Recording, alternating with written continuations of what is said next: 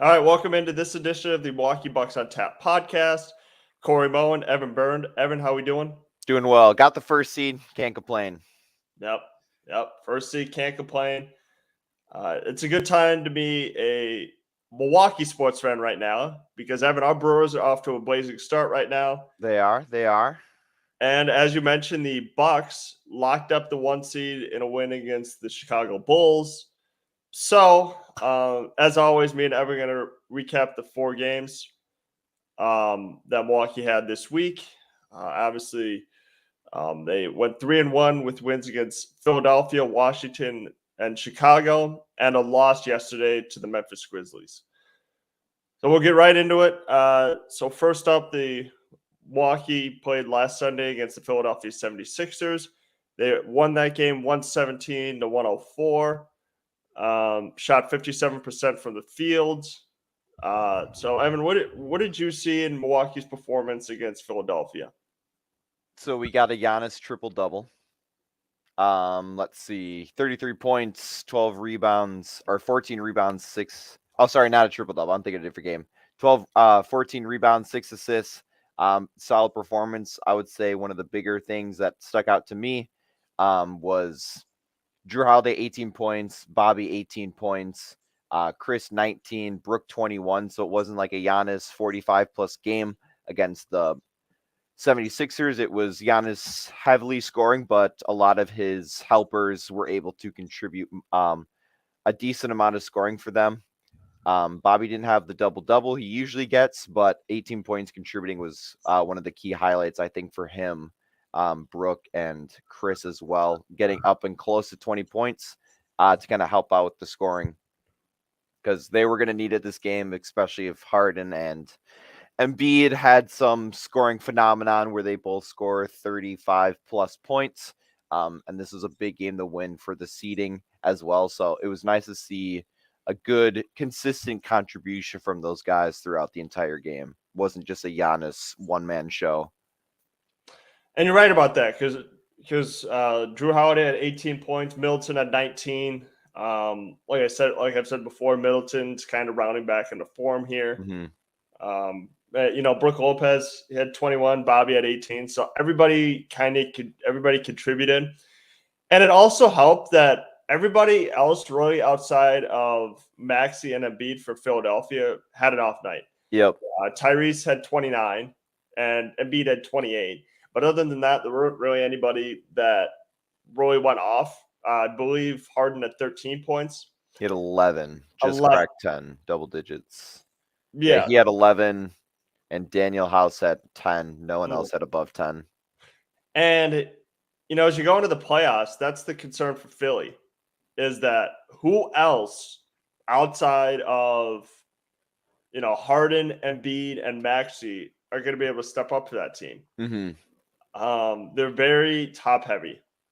And, Milwaukee, I've mentioned before, they can hit you a lot of different ways. If it's, Giannis, Jrue, Brook, Bobby, all those guys, even Jay Crowder at some moments, they can hit you in a multitude of ways. They have a lot of scores, and it helped in the victory against Philadelphia. Unanimously, everybody's going to say Joel Embiid's the MVP. And, if that's really what they're focused on, then, I'm sorry, Philadelphia is just not going to go far in the playoffs. Uh-huh. If you're that focused on being like, especially even Doc Rivers, if they have the attitude and the mantra of just focusing on the MVP, well, then don't play in the playoffs, because it's like, yeah, sure, the MVP is a good individual award, but it's a team game, and you play in the NBA to win championships. And if all they're focused on is hell-bent on getting Joel Embiid the MVP, congratulations. I mean, look, him and Giannis obviously have different attitudes about that, because as he mentioned in his speech, like when he won his first MVP, mm-hmm. Don't call me MVP. Until I win a championship. So, I mean, congratulations. It's not a successful season until you win a championship.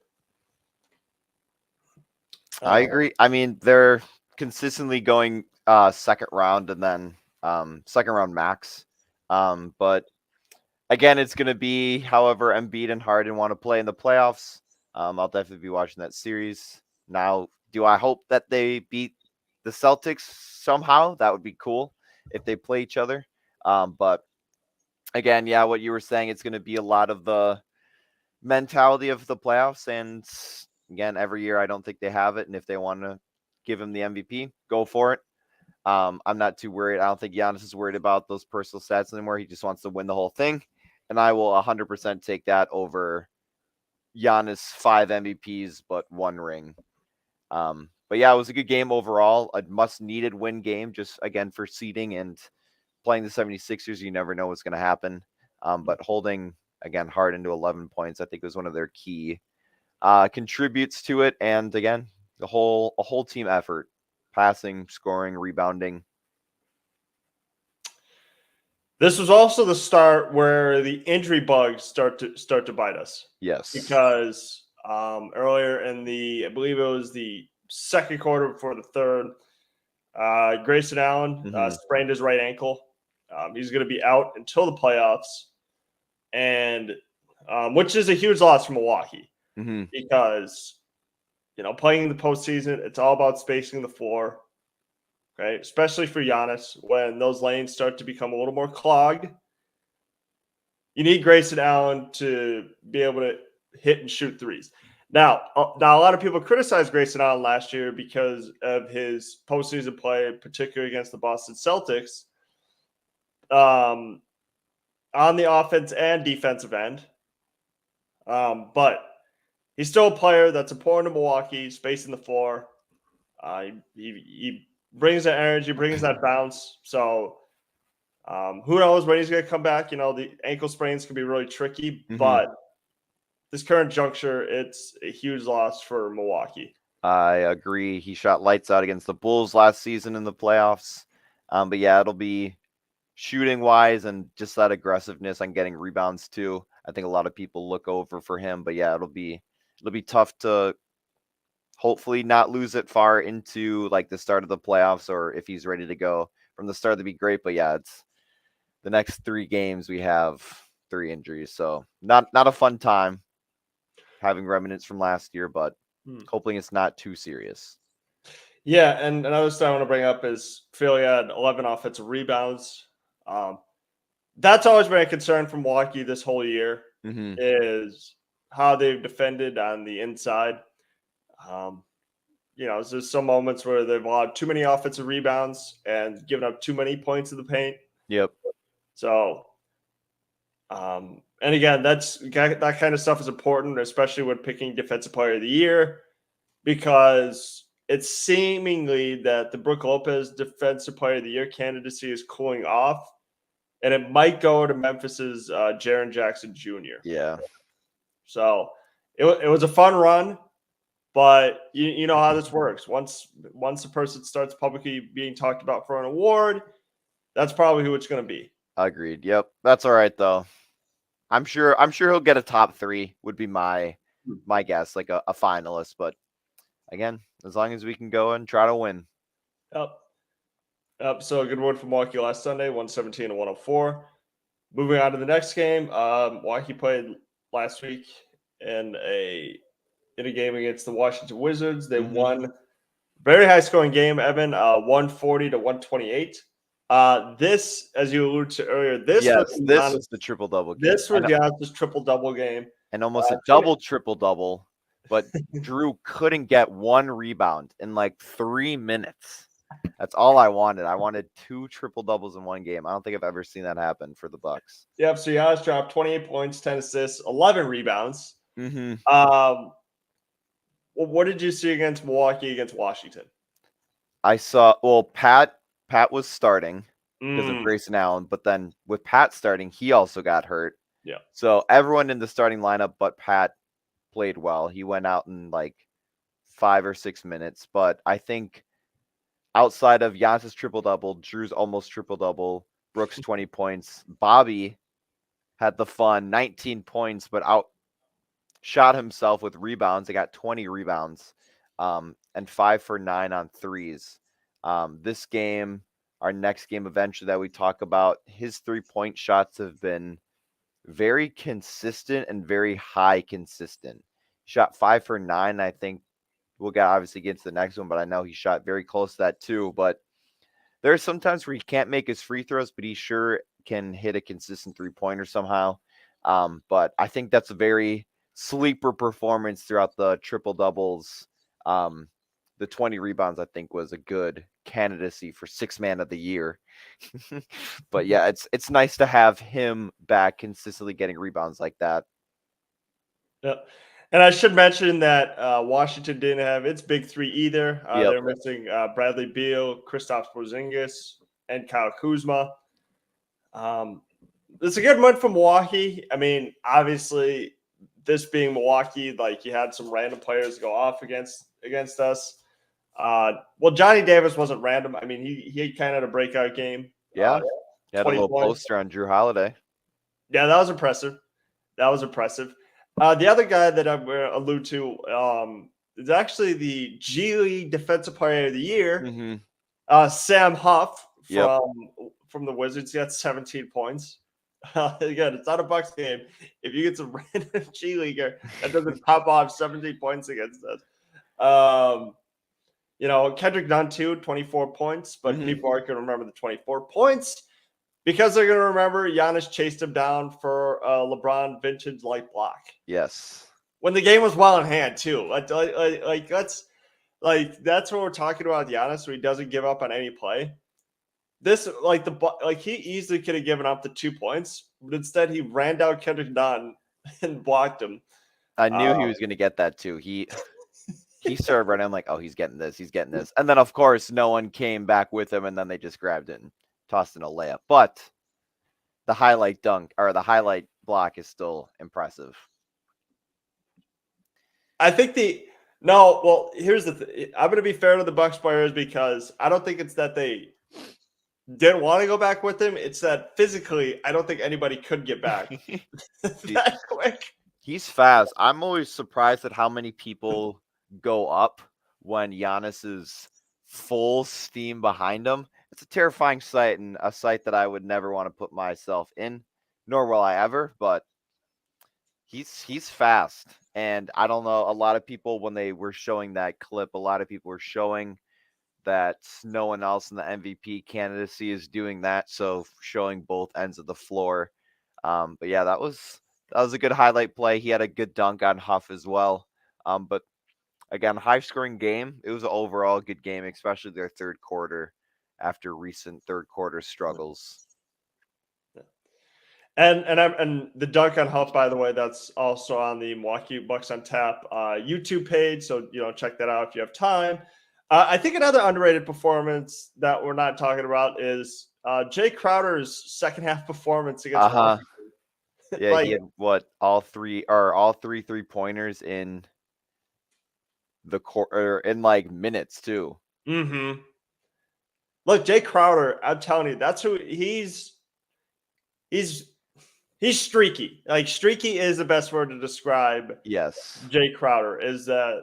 Sometimes he'll think it's Jay Crowder time and he'll shoot like 7 threes and like brick them all, but he doesn't matter because he's going to keep shooting. And then if they're going in, man, he's just going to he'll keep firing. Like he has that J.R. Smith level confidence. That is a very good comparison. He does. Any shot, he's like, I'm pulling this. And look, I want to be fair to Jay Crowder. I've been watching a lot about him. He's lost a step defensively from what I've noticed. I don't think he's as shut down as he used to be. And again, that can happen when you sit like half a season kind of trying to find your form. But he can still shoot. He can still shoot the rock, Evan. Yes, he can. His defense it's very pesty-like, but again, it's not like what we saw in the finals a couple years ago. Again, which is totally fine as you get older and you change teams. But still a good contribution, defense and offensively when he's on. There's sometimes where he'll little floater and he'll brick it, but that's Jay Crowder, and we're here to support him. But yeah, 7 for 11, 4 for 5 on threes. Always a solid game when he can come out and score like that, especially when, again, these are some of those wins that they just need to win. You can't go and lose to the Wizards without their top guys. No, you cannot. And they also shot 54% from the field, and they shot 23 of 42 from 3. Mm-hmm. So Yeah, very consistent games of about 20-some three-pointers as of recently, which is nice to see. Mm-hmm. Yeah, and obviously it was important to note that the reason why Washington was resting its top 3 guys is because, once again, they are eliminated from playoff contention. Mm-hmm. So only 34 wins on the year, which that's kind of weird for me to see because they have like a lot of talent on their roster, but I don't know what it is with Washington. Like I said, they're in perpetual mediocrity, basketball purgatory, whatever you want to call it. Mm-hmm. They're basically with what the Bucks were like 10 years ago, except now they've kind of just stayed there. Yep. I'm surprised they kept Beal, to be honest. I feel like they should dump him and just try to start over because clearly they didn't win a lot with him on the team. No, and the other thing too is, in regards to trying to give up Bradley Beal, is that like I just don't like it. You just don't know where they go from here because they're kind of in that window of they want to be competitive, Mm-hmm. but at the same time, this team it's isn't going like- to win the finals. no, it's not going to win the finals. They've really kind of hit their ceiling, if I'm being honest here, because with Kuzma and Porzingis, it's like okay, it's for them, it's a low pressure environment, but and good look, they played probably the best basketball they've ever had, but Washington is just one of those places where it's a stepping stone before you to get your next big money contract. Mm-hmm. Not the Wizards, but with another like bigger market team. Because look, it's just nobody wants to be in Washington. Yeah. And again, you give credit to Bradley Beal for pulling like a Damian Lillard and staying for as many years as he had, but it's like eventually he's got to be like, dude, we're not going to win a championship. Like I gotta get out.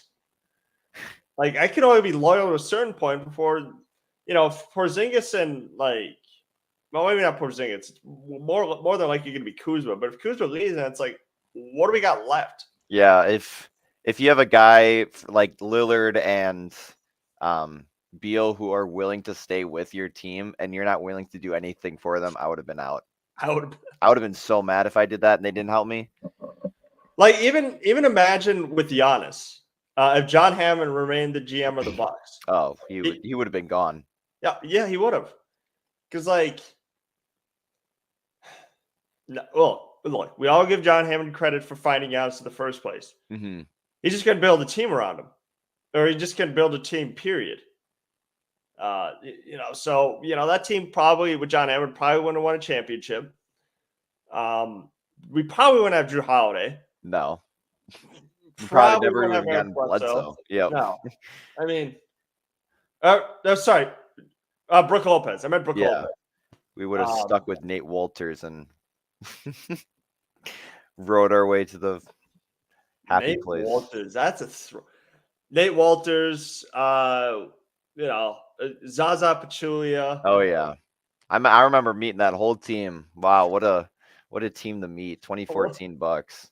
Oh my goodness. Jesus. Larry Drew as the head coach. Larry Drew. You believe I thought that would be a home run hire? I was like, and then he was gone in a year. I was like, Larry Drew. Wow. Okay. Yeah. He did really well for the Hawks. And all of a sudden, it was like, yeah. Giannis's rookie year, they get Larry Drew, and then Giannis's second year, he's gone. If he would have stuck around for one more year. Yep. Hey, let me tell you something. If he would have stuck around, because I forget who the top pick was in the 2000. If we had Larry Drew for a second year, do you ever imagine that? We could have won 8 games or something, gotten cat. That's true. We would have gotten Jabari that second year, and then because Jabari was in 2014, and then 2015. Mm-hmm. Because let's see, it was 2013, 2014, maybe a third year. Well, you probably would have seen a third year. So yeah, is what it is. Washington basketball purgatory, and Milwaukee is now one of the top contenders in the East. It's funny how things have changed. Mm-hmm.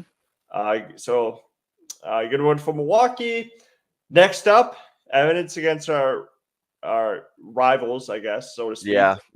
Chicago Bulls. The Bulls. Nationally televised game. Milwaukee won 105 to 92. Yes. Giannis did not play in this game, however. Yep. No Giannis, no Pat, no Grayson. And it's important to note that Chris Middleton took one shot and he got hurt. You knew it right away. The announcers didn't know it right away. I could kind of see his body language that he didn't feel comfortable out there. And he only played for 6 minutes. Yeah, so, not long. Not long. And according to the Athletics champ Sharonia, his MRI came back clean. Mm-hmm. And you hope he can come back for the start of the playoffs. Come back for the playoffs. You don't know when. There's no timetable on it. Knowing Mike Budenholzer, he's going to be really cautious. Yep, which is fine with me. That's fine. He's probably going to come off the bench, which, again, is a weapon. I think is better. I think it's better. But, yeah, what did you see in Milwaukee's performance against Chicago? With no Giannis, so, again, you needed someone else to step up. Obviously, Chris could not have done that just because he left. Mm-hmm. Bobby Portis. 6 for 9 on 3-pointers. This is the other game where he shot a consistent high number for shooting for threes, 27 points, 13 rebounds. Brook, 26. It was our big man game. They were the 2 highest scorers, and then Drew with 28 and 15 assists.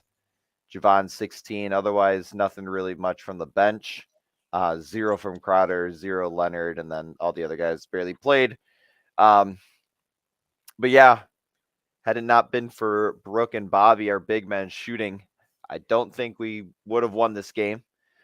105-92, a low-scoring game. But I think one of the big things for the Bucks, not offensively shooting, that helped them was holding Zach LaVine to 13 points, 5 for 7 on shooting. And then also DeMar only shot 3 for 12, 8 points. So I think those are the 2 big pluses, I guess you could say, that kind of helped with their offensive takeover. Again, Vucevic couldn't do the whole time, and he didn't even shoot well to begin with. 9 for 21, 1 for 6 on 3. So, again, it was our big men who showed up, and a lot of the Bulls players did not show up. No, and you mentioned DeMar. DeMar is on the Bucks killer list. He is, yes. He always has a good game against Milwaukee. The defense that I saw exhibited by Wesley Matthews on DeMar was really, really good. That's what you have to do to DeMar, because he wants to shoot those mid-range jumpers, and he made him uncomfortable. He got into him. Him and Drew Holiday both. Drew at one point forced an offensive foul on DeMar. Wesley stripped him a couple times. So it's just one of those things. You have to do that against DeMar. You have to get under his skin. And that's what you saw the other night, is that Wesley got under DeMar's skin. And with that, it's important that you do that, because with Chicago, Chicago is, they already clinched a play-in spot, I believe. Again, they really have to rely on Vucevic, Zach LaVine, and DeMar to have solid games, because who else are you relying on? Patrick Beverley is your starting point guard. Yeah, not getting anything from him. No. Patrick Williams is solid, but and he's a good 3-point shooter. He's turned into one. But again, it's just, without Lonzo there, it's not a good team. You actually do have to give Patrick Beverley credit, because he got the Bulls into the position that they're currently in. He injected life into that team with being Patrick Beverley. So, and look, they did all this without Caruso. So, the Bulls, they did clinch a play-in spot, but then if they win the play-in spot, where else do they go from? Who are they going to face off? I'd be interested to see that. Because if they face off against Milwaukee again, it's going to be like it was last year. They had career franchise records against the Bulls. But yeah, it was a good game. It started off pretty slow. Not gonna lie, their second quarter was horrible. Yeah. But they flipped the switch in the second half. But yeah, it was a good game. Don't really have much. It was again a must-needed win to clinch the first seed, which they did. So now up into the playoffs, they only have one game left tomorrow. But yesterday and tomorrow's game will just be a good resting game. Get all their top guys ready to go. Yeah. Yep, and a couple numbers to note here. Milwaukee shot 42% from the field and went 18 of 46 from 3. So, again, solid performance from Milwaukee. We don't really have much to add because, I mean, you clinched the 1 seed. Chris Middleton didn't play, and you got solid performances from the other guys. So, good performances all around from Milwaukee. Vucevic didn't kill us that much. So I was happy to see that. Yeah, no, he started off hot and then just kind of slowed down as the game went on, which makes sense. Yeah. So, good win from Milwaukee. Moving on, Evan, we have to talk about this game. Yes. So, a couple important things to note. So, obviously, as we just mentioned, Milwaukee clinched the 1 seed. So, with that, they had a game yesterday against the Memphis Grizzlies. All 5 starters were rested. Few core members of the bench were rested. So, there was no Bobby. There was no Joe Ingles. Really, those are the only 2 noteworthy names. Obviously, Pat and Grayson didn't play. So, they played against the Memphis Grizzlies yesterday. Memphis obviously demolished Milwaukee 137 to 114. Just a couple of things to note here. This was a huge Lindell Wigginton game. 25 points. My guy Lindell. Jake Crowder, he had a big first half. Ended up with 24 points. So, and you mentioned you didn't watch the game. So, what did you kind of take away from the game against Memphis? Yes, I was out last night, but I had to come back and make sure I saw the stats. I love Lindell. I'm a big Lindell Wigginton fan. 25 and 11. Again, he was huge on the herd until they brought him up. It's kind of nice to kind of see him get consistent minutes. I think he could be a very solid 9 or 8 or 9 guy on a team. And I like his shooting. A little streaky on the threes, but 4 for 10 is still pretty decent for playing 41 minutes. But I would say was the biggest thing that I saw that was kind of nice to see was Goran Dragic. I don't think, could be wrong, but I think tonight with him going 4 for 8 from the 3, I think those are his first 3s on the Bucks. He's only shot like a couple throughout all the games he's played, but 4 for 8 on 3s. I think was big. 6 rebounds, 4 assists off the bench. Same with Thanasis, 12 points, 8 rebounds, 4 assists off the bench. Just kind of nice that it wasn't just Lindell, Jay Crowder, Marjan just doing everything. You got a couple bench guys who were still able to pull out as well. But they were up at the second half. I did see that. But yeah, that third quarter only scoring 15 points and giving up 37 definitely won't help you win a game. But again, it's all right. Can't ask much for them, but it was a good game. It was a good the other guy's game. And you've told me before you love games like that. That you like that, while it's good to see all 5 guys, you also kind of like saying, all right, let's see what the other guys got.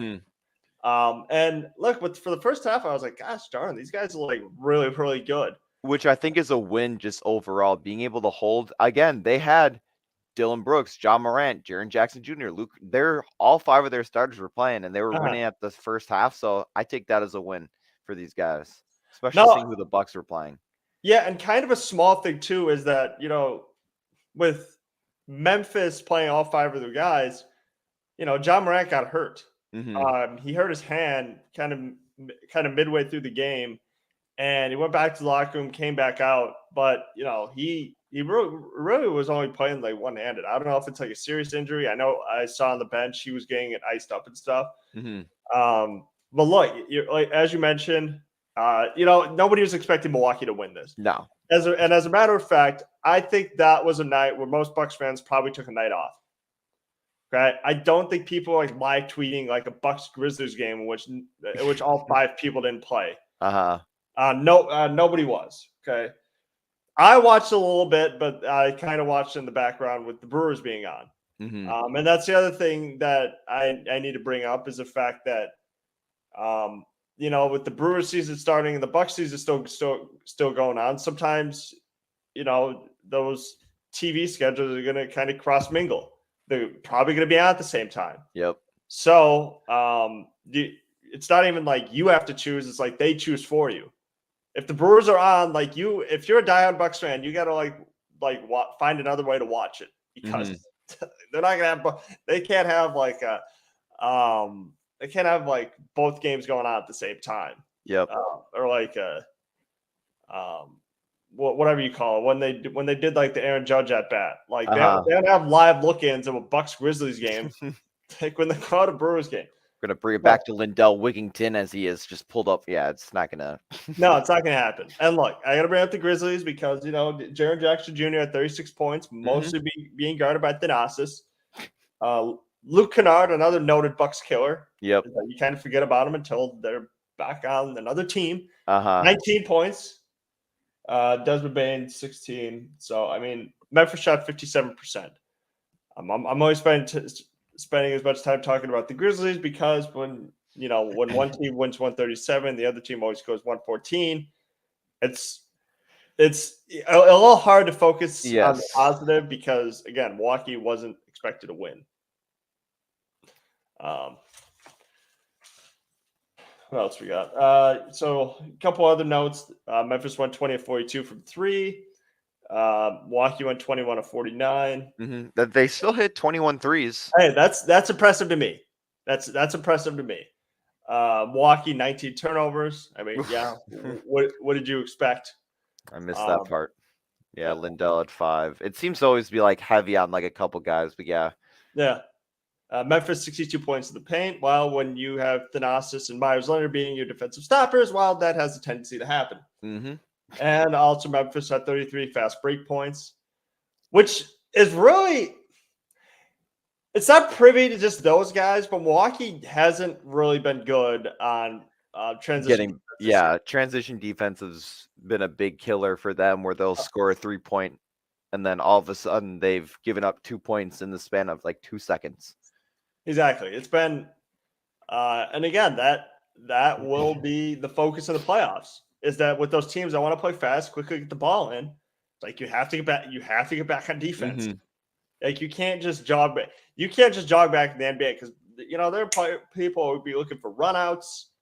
Because now there's most centers now who can run and who want to get on transition. There are guards who are always going to be looking up and looking for that extra pass. So you have to get back in transition. So again, we're not going to spend too much time on this game because, it was just we covered what we needed. Exactly. It was good for the other guys to get some NBA experience. Okay, get some playing time that they're otherwise probably not going to get in the postseason. Really, outside of Jay Crowder and Goran Dragic should probably play. Yeah. I don't know if he'll be with the other guys' squad or he'll be part of our get in the postseason playoff rotation, but we'll have to see. So kind of moving to our last two topics, going to be a shorter podcast due to the fact we covered everything we needed to. I'm just going to kind of show this video, but so ESPN First Take, they had their B squad in this week. So obviously Stephen A, Molly, and whomever else is on. They were on vacation, so they had the other squad in. And ESPN First Take analyst Jason Fitz had some interesting comments regarding Milwaukee's, chances in the postseason. So I'm going to show that clip right now.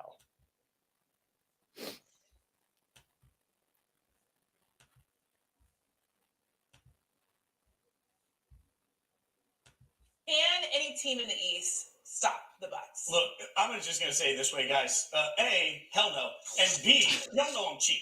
You guys know that I'm cheap. The guy on the left. 3 times this season, gone back into my app and put a little bit more cash on the Bucks. When the Bucks win the NBA championship, I'm taking everybody to dinner because I'm out there riding. There is no doubt to me who the best team in the NBA is and has been throughout the course of the season. You just saw the metric, 11-6 without Giannis. I think last night Harry's brother Tony could have been on the floor. They still would have won by 30, right? Like at some point, the best player in the world, Giannis Antetokounmpo, is playing on the deepest team in the world, which right now is the Milwaukee Bucks, who are capable of beating you any possible way they want to. And we've made this wildly complicated because it's boring. The Greek Freak is on a team full of freaks that are by far the best team in their conference in the NBA and will win the NBA championship. I'm confident on that. Can any team in the East stop the Bucks? Look, I'm just going to say it this way, guys. So, what are your thoughts of that? I just want to, even just hearing people like say that the Bucks are the best team in the NBA. I don't know. It's fun to hear that. I don't know. I started watching Bucks basketball. Like I really remember it in like 2004 when I started going to games with my dad. But like I don't know, they sucked for like 15 years of my life, and then starting to get good. I don't know. It's exciting to hear that, but I think I'll agree. I think the only thing that's going to be a setback is the consistency of Jason Tatum. I think that's going to be their biggest flaw in the playoffs. If the Bucks play the Celtics, I think Jason Tatum will be the consistency. I'm hoping the Bucks can have the upper end. I know in past years the Celtics have always won over the Bucks more, but the Bucks are always in bad situations, and again, things happen. I can't blame it. If Chris Middleton was in there, they would have won. I don't like to just kind of go off of that. I think saying the one injury is why you lost. The reason why, because you could say the same about the Bucks winning the championship in 21. I just think it's going to be consistent shooting and how Jason Tatum chooses to play. Because again, the playoffs as of recently, especially in the finals last year, he didn't really like showed up. He was like Danny Phantom. He was going ghost. Didn't really show up as much that the Celtics fans wanted him to. So I think they're the best team. It shows that they've been the best team. It's going to be on how well Tatum and Brown and Horford shoot in that series if they play each other. Again, it's only if somehow the Celtics lose or the Bucks lose, which again we hope not. That'll be the series to watch. I think that could possibly get more viewers than the finals, depending on who's in the finals for the West. That'll be a big Boston Bucks series if they play. If this were 4 years ago, I would have been like, "Oh, this guy's right." Like, there is no team in the East that could beat the Milwaukee Bucks. But I've grown. I've matured. I've realized that Boston. Here's the thing: Boston's probably the only team that could beat Milwaukee in a 7-game series. Okay? Am I worried about other teams beating them? Okay, if the Raptors still had Kawhi, I would be. If the Raptors kept Kawhi for more than a season, and if they still had him right now, I would now be leery of Kawhi Leonard because look, he's already proven that he can beat Milwaukee. Obviously, they have a good team around him, but they beat Milwaukee back in the 2019 Eastern Conference Finals in 6 games. Boston now with Jason Tatum having massive performances, with Jaylen Brown having massive performances, Marcus Smart playing really good defense, Al Horford, Bucks killer. Boston can beat Milwaukee in a 7-game series. And I think what's important to note is that the regular season is important for one thing, okay? The only time people really get up for the regular season is to see how one top team performs against another top team. Yes. These are facts, okay? Milwaukee did not perform against Boston this year in the regular season. Yeah. Okay. Sure, they won in overtime with a couple of those guys missing. I believe Tatum and Brown, didn't play in that game, but they still had to beat Boston overtime. So that's the part I'd be concerned about. Okay. Another part I'd be concerned about is, as you mentioned, Jason Tatum. I'm probably a little more worried about Jaylen Brown. Yes. Because Jaylen Brown is really good. I've said that Boston needs to extend him because it is because he is a Bucks. Like they've never figured out a way to stop Jaylen Brown. So that part would concern me. So 4 years ago, I would have said no. There's no team that can beat us. Like we ran through the regular season. We're gonna run through the playoffs. It's just not how it works, right? Playoffs is about matchups. Yeah. And these are facts. Boston matches up really well with Milwaukee. It's just. I don't mean to be negative about the Bucks, okay? And I'm not. I'm trying to be realist about this whole thing. Because you need to realize there are other good teams in the East. I'm not worried about Philadelphia. Boston's the only team I'm worried about. Yeah, I think a lot of fans are like so tunnel visioned on Bucks are 100% winning the finals, and it's so hard to say 100% for any team. You could be 82-0, and there's still a chance where you could lose first round or second round or go to the finals and then get smoked. It's like one of those things where it's like there's no guarantee in anything. Exactly. And here's the other thing to note. 2007, okay? Dallas Mavericks had the best regular season record. Mm-hmm. Got swept by the Warriors. Yeah. An 8 seed. The last seed, yeah.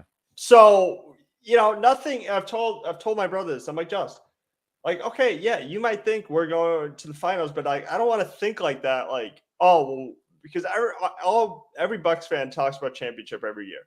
Mm-hmm. Oh, this team's going to contend for a championship, but it's like we could be out in the second round again. Like we don't know. Injuries pop up all the time in sports. Okay, injuries pop up especially at the worst time in the postseason. Yes. Okay, there were probably people in 2012 who thought Chicago was going to win it all because Derrick Rose was playing at an MVP level. Blows out his knee in the first game. They lost that series. I believe they lost that series. Either way, okay. You just don't. You have no idea. You have no idea what's going to happen in the playoffs. Okay, it's all about matchups.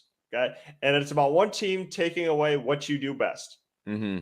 2019, it was Giannis likes to get to the basket. It's not really a strong 3-point shooting team, but if basically we could prevent Giannis from getting to the basket, we're going to win this series, and that's what Toronto did, and they won that series. Because he just didn't. Everybody else in that Toronto series went ghost. Mm-hmm. Again, I just don't. You have to be careful when you say things like, there's no team that's better than Milwaukee. Milwaukee's the best team in the league. Yeah, regular season wise, but again, nobody. If it doesn't work out and if they fall short, nobody's going to think about, Milwaukee had a really good 2022 and 23 regular season. Mm-hmm. I think this one is different because I think if Milwaukee doesn't win this championship, it won't be a good year. No.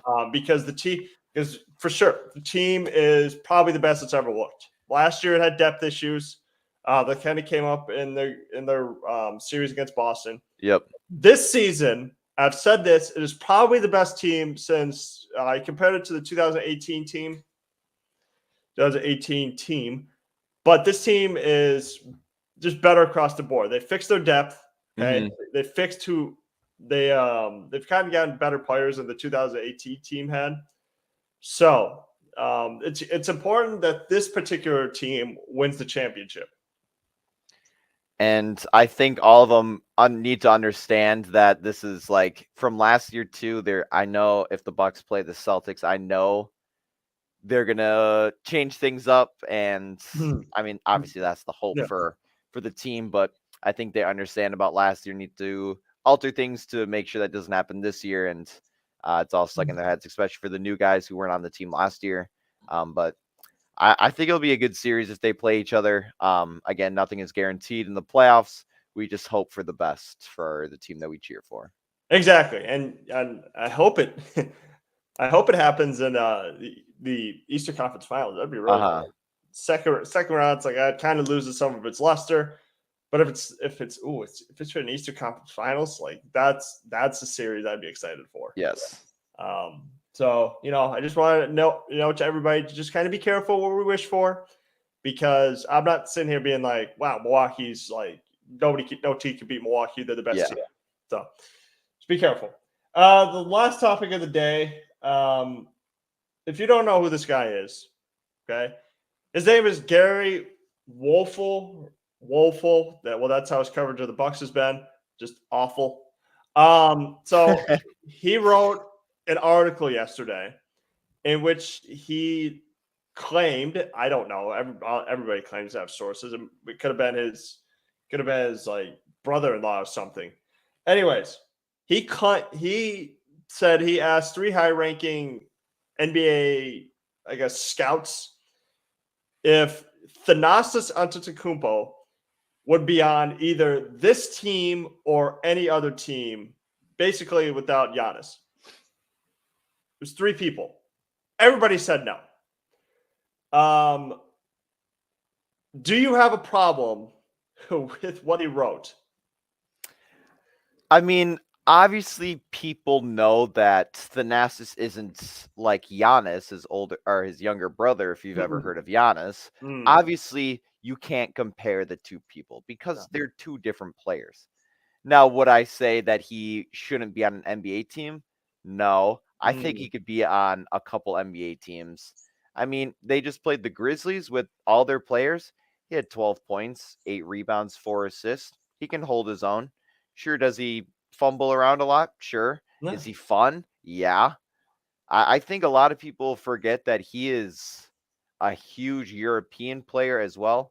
Obviously, there are some guys who come over who aren't. The NBA is a lot different, but he's a Greek Cup winner. He's a 2-time Greek League MVP, All-Star, D-League offense or all defense, second and third team.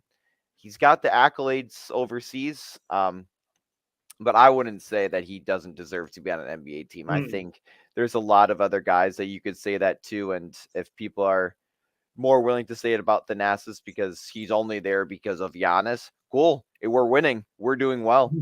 I don't know what else to say about that. Like, if you're complaining because Thanasis is on the team because of Giannis and the team is winning, I don't think people realize the impact that Thanasis has on the team, on the bench. And he knows his role, and he knows his role well. Yeah. And they seem to win a lot of games with him. So complain all you want, but I'm siding with, I think Thanasis deserves that roster spot. He does. And look, and I read the article. The whole thing was like, well, are they going to keep trying to appease Giannis, or are they going to stop trying to appease Giannis? It's funny how that works, that you really want to make your star player and future your franchise happy. Huh. Like, it just blows my mind. God forbid. I thought we had to build a bad team around him so he would leave. But keeping his brother on the team and his brother's on the G League team, goodness gracious, they've gone too far this time. I know. It's like Thanasis on the team. Like, yeah, of course he's there because he's Giannis' brother. And look, here's what Giannis wants him there. Giannis wants him. That's the thing. That's the most important thing. Okay, Milwaukee knows how to keep superstars happy. They just do. If they didn't, Giannis would have left after the first time he could have gone to free agency. Like, Thanasis was on the team. Who's the first person that talks to Giannis when he first comes out of the game? Thanasis. Who was there when Giannis had that serious knee injury? Well, it was a serious knee injury. I will say that. Yeah, against the Hawks series. Against Atlanta. Yeah, he flew out there. Thanasis. Yeah. Okay? Thanasis is important to the fabric of this team. Okay? And here's why. Apparently, what Giannis said after a loss is after Thanasis was suspended, the vibes of the bench were down. You need a guy who's going to keep team morale high. And I don't want people to sit here and be like, well, okay, sure, he might be there because he's Giannis' brother. But, like, I watched him in a couple possessions yesterday. He's talented. Like, is everybody just going to sit here and just be like, oh, well, Thanasis is a talented basketball player. Oh, really? So I could just go up and just dunk on someone? Because he's gone up and dunked on someone. I hope people realize that. Is that what he's most known for? Is like just yamming on someone. I got my Thanasis poster autograph right over there on the Magic. He can get up. He's got some bounce. People need to, like, okay, he can't shoot and he can't really dribble, but he can dunk, right? That's all we need. Need a guy with bounce. And by the way, there's Thanasis is not the only player like that who's like, oh, well, why is this guy taking up a roster spot? He's not the only guy like that. Again, it's kind of rare to find like being related to someone's like famous brother, but other than that, it's like he's not the first guy to be like, oh, well, that certain player shouldn't be on a roster spot. And by the way, to write an article questioning Milwaukee, and who, by the way, just clinched the 1 seed, right? The fact that he wrote an article just lambasting them for like a player being on the roster, I think just does a huge discredit to journalism. Which people want to hate. People want to hate. Okay. And again, okay, people bring up Gery, that the fact that he used to ride Jabari Parker all the time. That's what he was most known for, is that, well, Jabari Parker's going to leave. Good, let him. Where's Jabari Parker now? I Wikipedia'd him yesterday. Not in the league. He's not even in the league. So I don't think he was as good as Gery Woelfel thought he was. Now look, I'll be fair. Those ACL injuries kind of did him in. But again, where is he now? I'm not fighting. He was on Boston. He was on Boston last year. Yep. Not in the league now. So once again, Gary's wrong about that. Oh, I had to get that rant out. All right. So we got one regular season game left. Yes, tomorrow against the Raptors. Ugh. I don't know the injury report. I'm going to assume it's going to be similar from yesterday's lineup. I wouldn't risk anything happening, so let's assume a loss, I guess. Yeah, I think if they could hold it down for the Grizzlies, who knows? You never know. Yeah. So, it's going to be Toronto, and then we have the playoffs starting next Sunday. I believe it's Sunday or Saturday. I forget. I believe it's that. Can you look that up for me? Because I thought it was. Yeah, the plan's what, the 11th to the 14th. The 11th to the 14th. Yep, and then the schedule or the usually the playoffs start on a Sunday. Yep. That would make more sense. It looks like April 15th. It looks like they start. And so that is next Saturday. That is a Saturday. Okay. All right. All right. Oh yeah, I guess it does make sense. Okay. The playoffs will start next Saturday. At that point, obviously the Bucks will know who we play. So gear up for that. Me and Evan will obviously be right here, kind of discussing the playoff matchups, recap the games, all this other stuff. So I guess thank you guys for tuning into the Milwaukee Bucks on Tap podcast, and we'll see you guys next week.